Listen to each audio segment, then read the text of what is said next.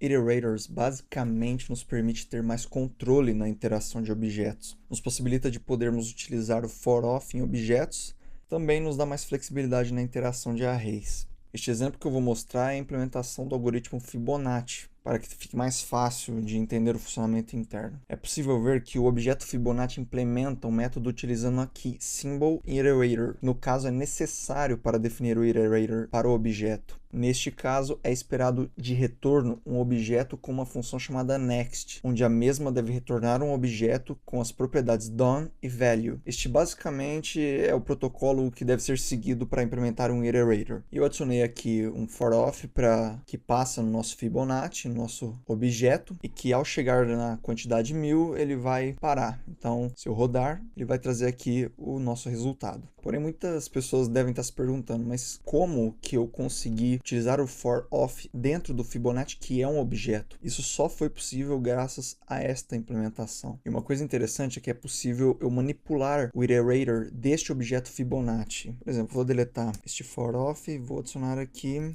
iterator. No caso, eu vou manipular o Fibonacci, sendo Fibonacci. Vou obter aqui meu iterator. E como eu estou acessando ele diretamente, eu posso utilizar a função next. E olha só que interessante. Eu vou colocar aqui next. Ao chamar next, veja que eu tenho aqui o meu retorno desse meu primeiro item do nosso array, entre aspas, sendo 1. Se eu colocar vários abaixo, ele vai me retornando. Conforme eu vou chamando next, ele vai me retornando. Então, desta forma, dá para ver que nós temos acesso às interações desse objeto. Vou utilizar um outro exemplo aqui. Eu vou mostrar alguns exemplos bem conceituais de funcionamento e simples casos de uso, onde pode ser utilizado isso. E de início eu vou dizer que qualquer array, por padrão, já tem iterators definidos. Por exemplo, vou aqui criar um array de números. Eu posso manipular o iterator que fica dentro de números, da mesma forma que eu fiz com o Fibonacci. Desta forma, eu posso utilizar um console log aqui, passando next, ele vai me retornar aqui. E o legal é que eu vou colocar aqui 4, ele vai me retornar 1, 2, 3 e 4. Se eu colocar mais um, ele vai me retornar aqui done true, que ele finalizou as interações. Mais um exemplinho bem simples. Eu vou fazer aqui a definição de uma pessoa, um objeto mesmo.